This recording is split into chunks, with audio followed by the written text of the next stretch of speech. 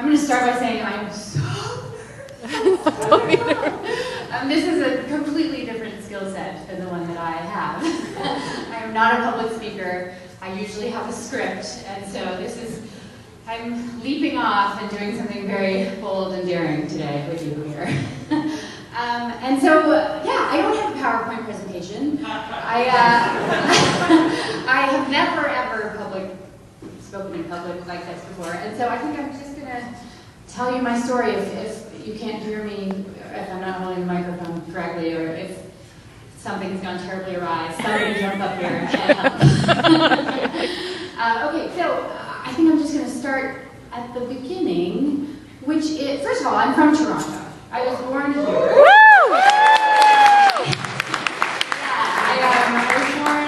I was born in a hospital at St. Mike's.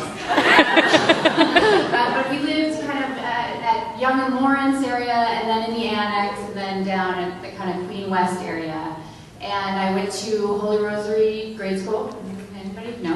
And then high school, I was at Cardinal Carter at Young and Shepherd. And we have some Cardinal Carter people. And then I went to U of T. And so my parents both went to U of T, and I'm one of five. And so all five of us went to University of Toronto. Italian.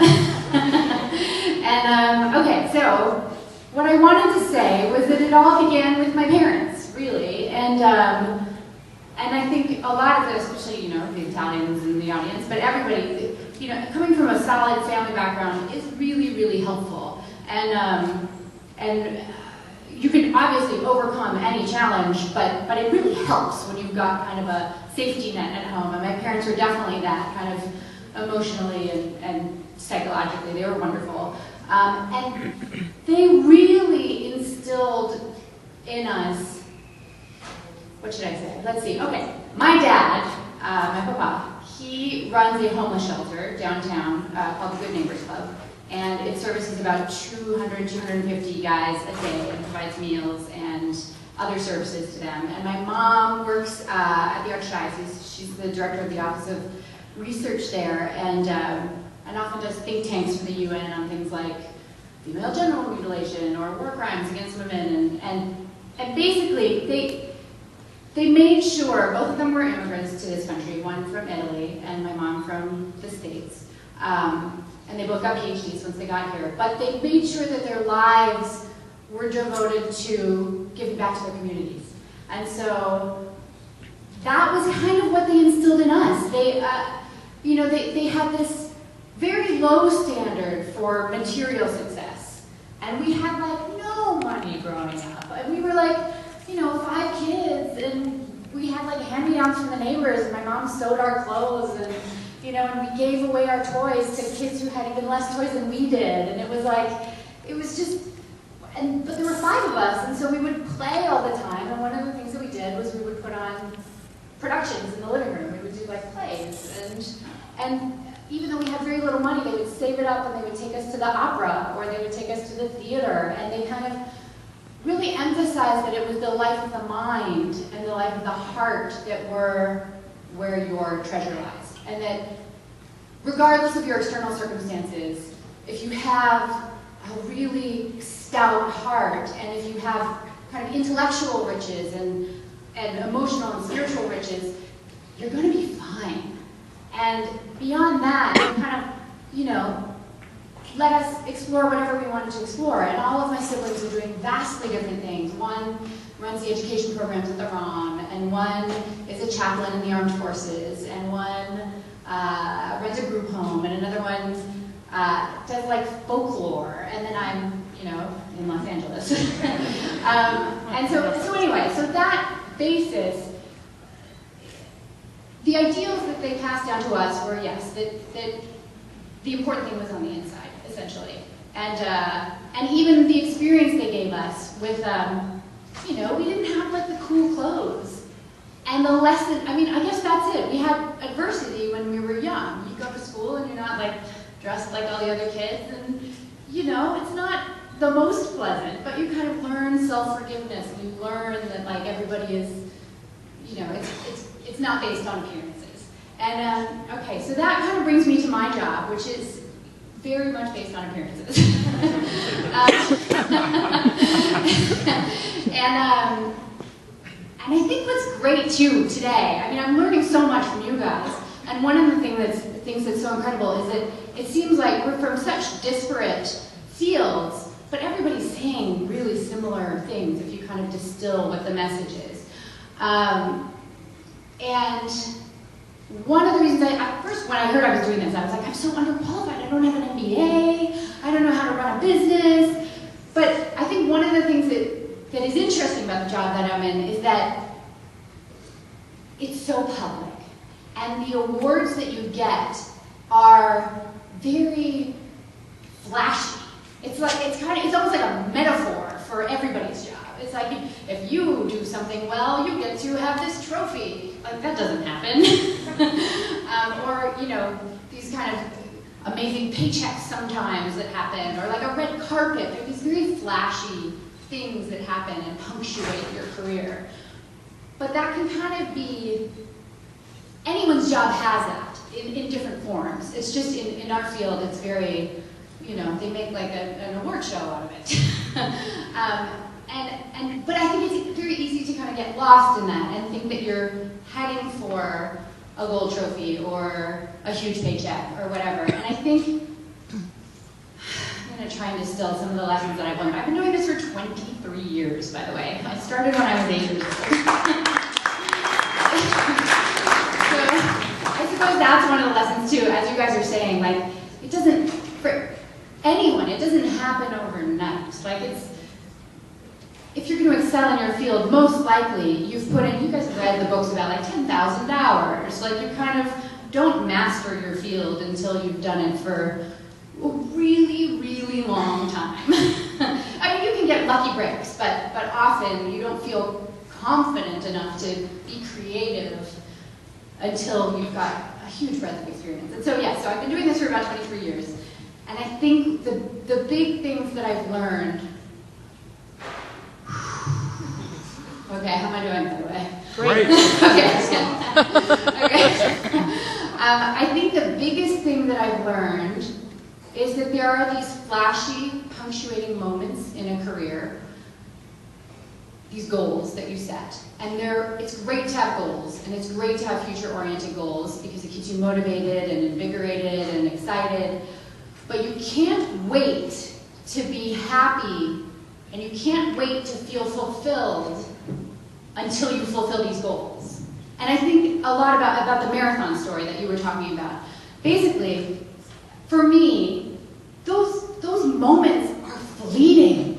Like, you cross the finish line, and that's a day, but you've spent all this time training. Or, you know, you might get an award, but you've spent a lot of time, like, waiting for the phone to ring. Like, most of your life is spent grocery shopping. You know, and so if you're waiting for booking the big job or getting the big paycheck or getting the trophy to feel that feeling that you've been wanting of fulfillment and affirmation, you're going to spend a lot of your life super unhappy.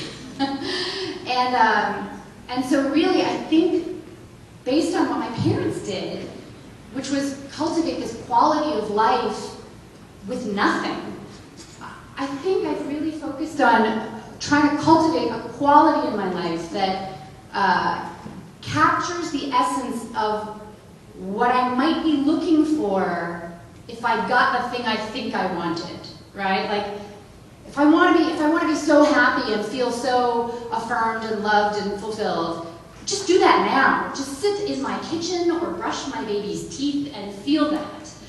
And then, first of all, there's two ironies there.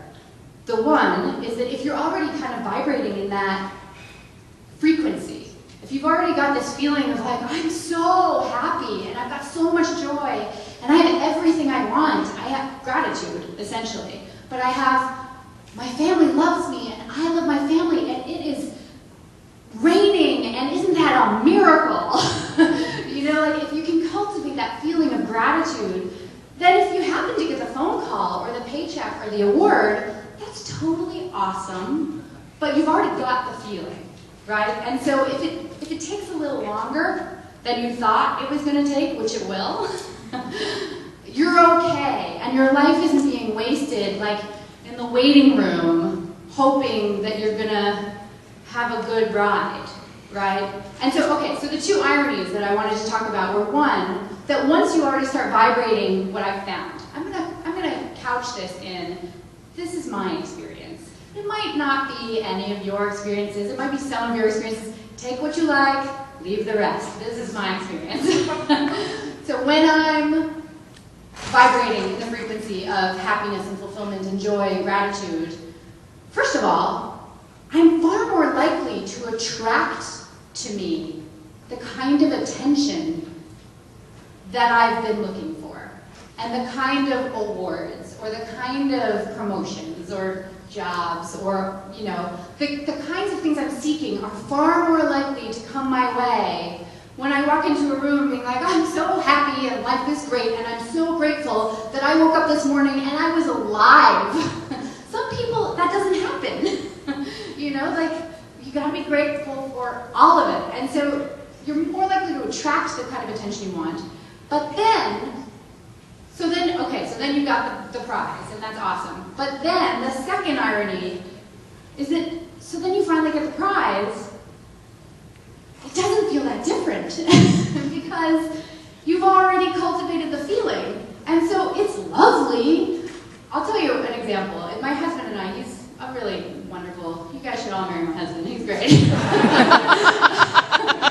But we do this thing, and wait for it, because it sounds like one thing and then it's kind of another. But basically, whenever something big happens, and he's a performer too, he's a musician, and he does a lot. His music, independent of me, has been featured on Grey's Anatomy 5 times. And he's now, he's in a couple of bands. One of them is called Circus Zero, and it's with Andy Summers from The Police, and they're about to start touring. But he does all sorts of musical things. And basically, the exercise that we do is, when one of us kind of achieves a major goal, or something wonderful happens in our careers or lives, we check in with each other. And Rob will say to me, he'll be like, so, Caterina, how does it feel to have gotten this nomination, or to have gotten this booking that you so wanted? And I will seriously consider it, and I'll like check in with myself, and I'll be like, same. And it's true. Because what I'm saying is, it doesn't feel that different the moment after than it did the moment before. It might for a second, but then it's gonna like equal out. And so you're gonna feel essentially the same way after that you did moments before you got the prize. And so the thing is, you wanna cultivate, you wanna spend most of your life feeling like you got a prize. Because you did, because here we are, and we're alive and healthy, and maybe not healthy, but alive and capable of love, you know, like it's really, we super lucked out. I mean, the fact that we can be sitting here today is phenomenal. I mean, you saw the slideshow. I mean, there are people who are losing their lives in political protests and in hate crimes, and you know, there are so many ways that we could be in a much worse situation than we're in. And so when we cultivate that feeling of gratitude and excitement about our situation, yes, we're more likely to achieve things, and also we've achieved the ultimate, which is we've spent our lives really well.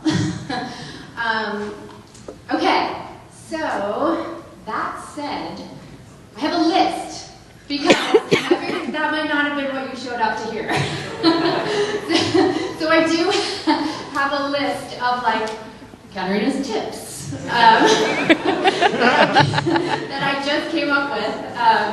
But like they're kind of things that have served me well in my 23 odd years of doing this job and being like fairly steadily employed. Not always, so I'm unemployed right now, but you know. Okay, so number one, I have 11. I'm going to prepare you. There's 11. Number one, never be late. It sounds so basic, but when you show up late, you have already placed yourself in debt. You're in a time debt to whoever it is that you're hanging out with. And so your attitude and your vibration is going to be different because you've created a really parents always tell me that crappy situation for yourself emotionally. Don't be late. It's easy. And then the second one is know your stuff. And all of these sound easy. They're harder to do. When you know your stuff, you can relax. And when you can relax, you can get into flow. And when you can get into flow, you can be really creative. And you can actually have a joyful experience in doing whatever you're doing. You're more likely to get to the place that you want to be if you know your stuff. So just do it. Do the homework. Third is be nice to people. And that's like the golden rule, but it's also practical. If you create a friendly environment, first of all, people are going to give you what you give them. But also, you've created an atmosphere that is fear-free. And so you can actually go and be more creative because you're not worried that somebody's like, oh my God, she's such a bitch. So let's just do it. It'll make it better for everyone, including you. Try to learn names. It's simple, but people appreciate it so much.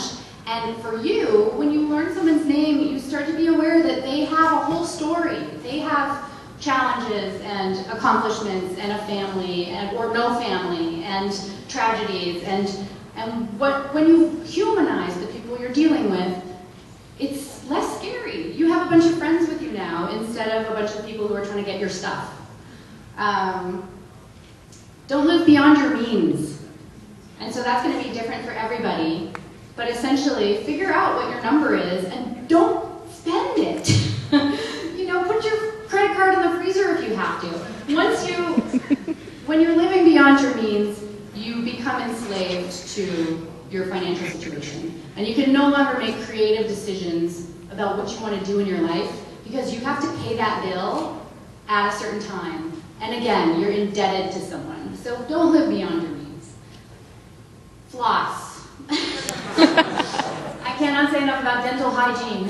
And that can be extrapolated to all sorts of different things. But basically, you do have to present yourself in a way that people want to engage with. If you have gingivitis, they don't want to hear your pitch.